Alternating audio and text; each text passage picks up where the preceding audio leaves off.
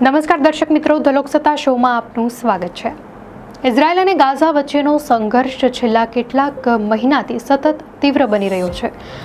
હમણાં જ પરિસ્થિતિએ નવો વળાંક લીધો છે, કારણ કે ઇઝરાયેલી સેનાએ ગાઝા શહેર પર કબજો જમાવવાની કાર્યવાહીનો આરંભ કર્યો છે। ગાઝા સિટી પેલેસ્ટિયનો માટે રાજકીય, આર્થિક અને સાંસ્કૃતિક રીતે સૌથી મોટું કેન્દ્ર છે।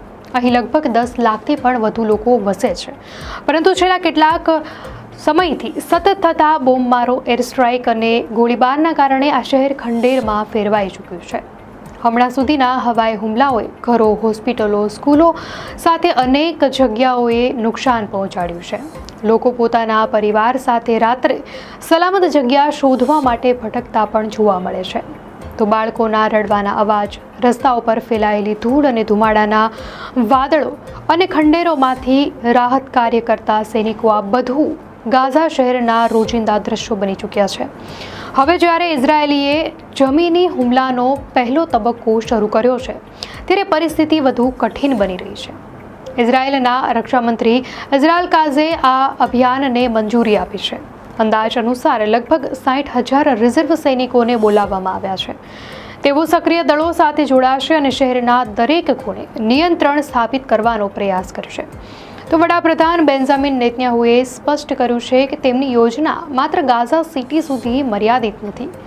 તેઓ સમગ્ર ગાઝા પટ્ટી પર સુરક્ષા નિયંત્રણ સ્થાપિત કરવા માંગે છે। નેતન્યાહુએ આ કામગીરી માટે 5 સિદ્ધાંતો જાહેર કર્યા છે: હમાસનું પૂર્ણ નિશસ્ત્રીકરણ, બંધકોની મુક્તિ, જીવિત કે મૃત, ગાઝાના સૈન્યકરણનો અંત, ઇઝરાયેલનું સુરક્ષા નિયંત્રણ અને એક નવા નાગરિક વહીવટીતંત્રની રચના।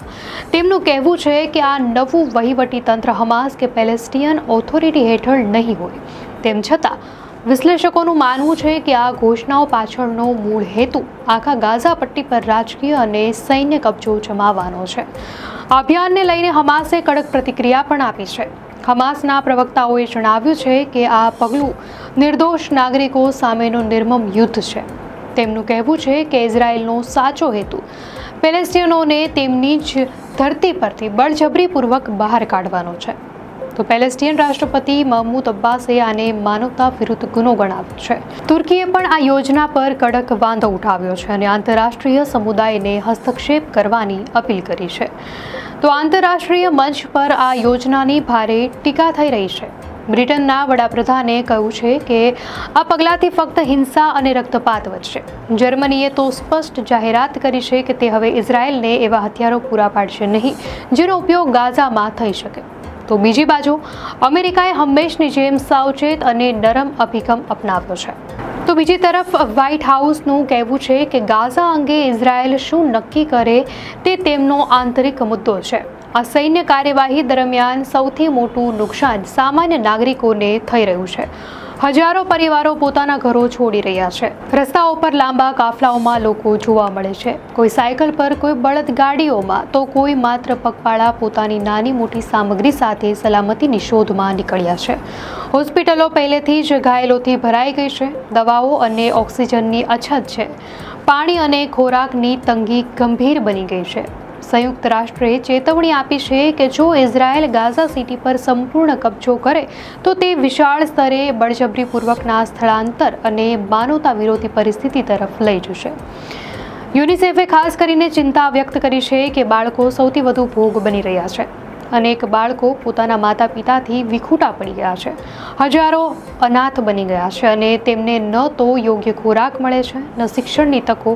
આ પરિસ્થિતિમાં બંધક બનાવાયેલા લોકોના પરિવારો પણ ભારે ચિંતામાં છે। તેઓ ડરે છે કે આ હુમલાઓના કારણે તેમના પ્રિયજનોના જીવનને સીધો ખતરો થઈ શકે છે। તેમનું કહેવું છે કે ઇઝરાયેલના સૈન્ય અભિયાનથી વાતચીત અને મધ્યસ્થી દ્વારા ઉકેલ લાવવાની સંભાવના નષ્ટ થઈ શકે છે। તો ઇઝરાયેલનો દાવો છે કે તે ગાઝાના નાગરિકોને માનવીય સહાય પહોંચાડશે, પરંતુ આ સહાય કોના માધ્યમથી પહોંચશે, કેટલા પ્રમાણમાં પહોંચશે, એ ખરેખર જરૂરી લોકો સુધી પહોંચશે કે નહીં, આ પ્રશ્નો હજી અનુત્તરિત છે। હકીકતમાં ઘણા પેલેસ્ટિયન સંગઠનોને લાગે છે કે આ માનવીય સહાય માત્ર આંતરરાષ્ટ્રીય દબાણ ઘટાડવા માટેનું પ્રદર્શન છે। વિશ્વ રાજનીતિના આ પળે ગાઝાની ગલીઓમાં ફક્ત ગોળીબાર, ધડાકા અને સાયરનના અવાજો ગુંજી રહ્યા છે। એક વખત જીવંત અને સજીવ રહેલું શહેર હવે ભય અને અનિશ્ચિતતાના ઘેરાવમાં છે। ખંડેરોમાંથી બાળકોના અવાજો, રાહત દળોની ચીસો અને માતાઓના આક્રંદો દર્શાવે છે કે આ યુદ્ધનો સૌથી મોટો ભાર એ લોકો સહન કરી રહ્યા છે જેમનો સંઘર્ષ સાથે સીધો કોઈ લેવા દેવા નથી. ઇઝરાયલ દાવો કરે છે કે તે કાયમી શાસન કરવાનો ઈરાદો નથી રાખતું, પરંતુ સુરક્ષા નિયંત્રણ તેમના હાથમાં જ રહેશે. પરંતુ ભૂતકાળ અને હાલની પરિસ્થિતિને જોતા અનેક આંતરરાષ્ટ્રીય વિશ્લેષકો માને છે કે આ કથન પર વિશ્વાસ કરવો મુશ્કેલ છે. કદાચ આ માત્ર શરૂઆત છે અને ગાઝા માટે વધુ કઠિન દિવસો હજી બાકી છે. દર્શક મિત્રો, અંગે આપની શું પ્રતિક્રિયા છે અમને કોમેન્ટમાં ચોક્કસથી જણાવશો. અને જો આપને આ માહિતી સારી લાગી હોય તો વિડીયોને લાઇક કરો અને ચેનલને સબસ્ક્રાઇબ કરો.